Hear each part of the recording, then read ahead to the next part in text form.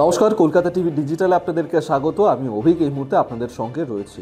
আজকে যে খবরটা দেব, যারা পিএফ তুলতে চাইছেন, এতদিন ধরে পিএফ তোলার ক্ষেত্রে অনেক ধরনের ঝক্কি আপনাদেরকে পোহাতে হতো এবং খুব সহজে সেই পিএফের টাকা উঠতো না।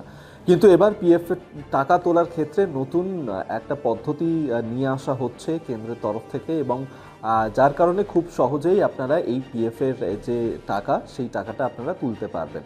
কিভাবে তুলতে পারবেন, কত অ্যামাউন্টও সেক্ষেত্রে নির্ধারিত করা হয়েছে এবং কবে থেকে এটা চালু হচ্ছে, সেই সমস্ত কিছুই জানাবো আজকের এই ভিডিওতে।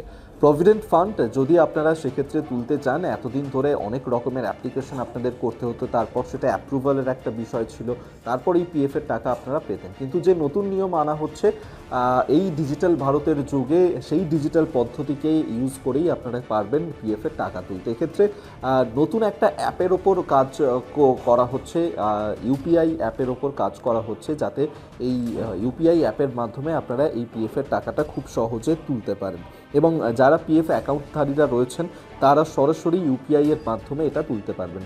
কবে থেকে এই প্রসেসটা চালু হবে, কবে থেকে আপনারা এই জমানো টাকা তুলতে পারবেন, যেটা বলা হচ্ছে যে আগামী এপ্রিল মাস থেকে। হ্যাঁ, আগামী এপ্রিল মাস থেকেই এই যে নয়া পরিষেবা, সেটা শুরু হবে এবং এই নয়া পরিষেবার মাধ্যমে ইউপিআই এর মাধ্যমেই আপনারা এই টাকাটা তুলে নিতে পারবেন।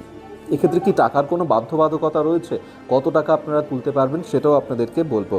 যেমনটা বলা হচ্ছে যে ইপিএফও ইতিমধ্যেই অটো সেটমেন্টের অধীনে এক্ষেত্রে যে 1 লাখ টাকার পরিমাণ ছিল, সেটা হচ্ছে যে 5 লক্ষ টাকা করা হয়েছে, এবং যার ফলে আপনারা দ্রুতকালীন কিংবা জরুরি ভিত্তিতে যদি আপনাদের টাকা তোলার থাকে, তাহলে কিন্তু এই অ্যামাউন্টটা অনেকটাই বাড়িয়ে দেওয়া হয়েছে, সহজেই যেটা আপনি তুলতে পারছেন।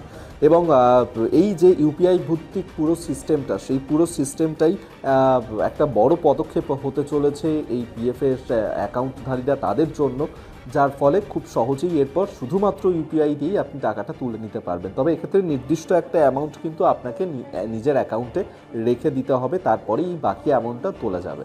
আজকের মতন ভিডিওটা এখানেই শেষ করলাম। দেখতে থাকুন কলকাতা টিভি ডিজিটাল, রাত দিন 7 দিন।